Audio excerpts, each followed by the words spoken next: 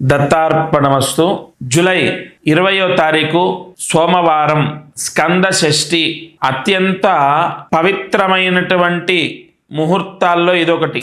సంతాన సమస్య ఉన్నవాళ్ళు, నిజంగా చెప్తున్నాను, సంతాన యోగం కోసం ఎంతో మంది అనేక ప్రాయశ్చిత్తాలు చేస్తున్నారు. ఎందుకంటే వాళ్ళ సంతాన యోగం అనేది ఒక వరం. అది లేని వాళ్ళకి తెలుస్తుంది ఆ బాధ ఏంటో. హాస్పిటళ్ళ చుట్టూ తిరుగుతున్నారు, ఒంటి నిండా మందులు మింగుతున్నారు.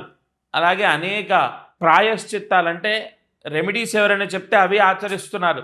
ఒక అద్భుతమైన ముహూర్తం మనకు ఉద్భవించింది, స్కంద షష్ఠి.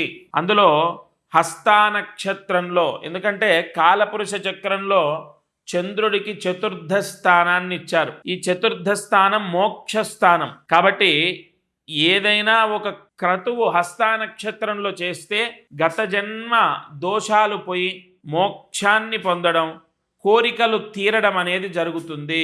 ఈ రోజున హస్తా నక్షత్రం సోమవారం. అందులో వారానికి అధిపతి చంద్రుడే, అలాగే నక్షత్రానికి అధిపతి చంద్రుడే. కావున తప్పకుండా పిల్లలు లేనటువంటి వాళ్ళు ఈ పరిహారం చేయండి.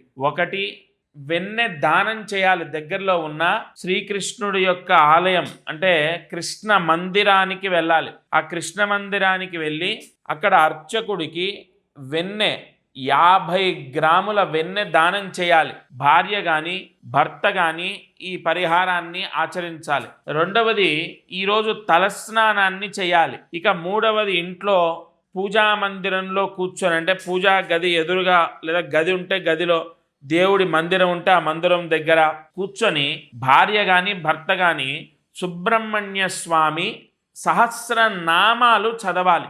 ఏమండి, కొంతమంది సుబ్రహ్మణ్య స్వామి సహస్రనామం చదవడం రాకపోతే, నోరు తిరక్కపోతే అని అడుగుతారు. వినండి.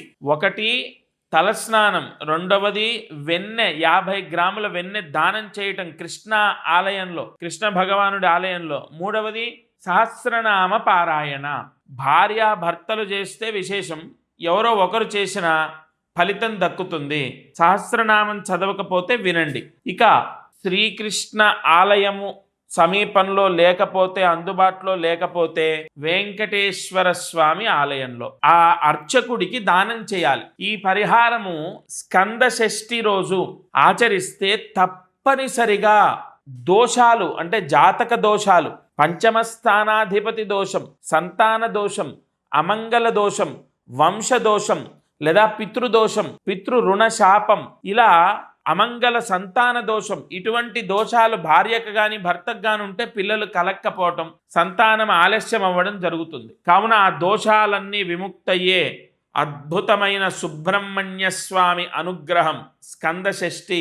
ఈ పరిహారాన్ని ఆచరించండి.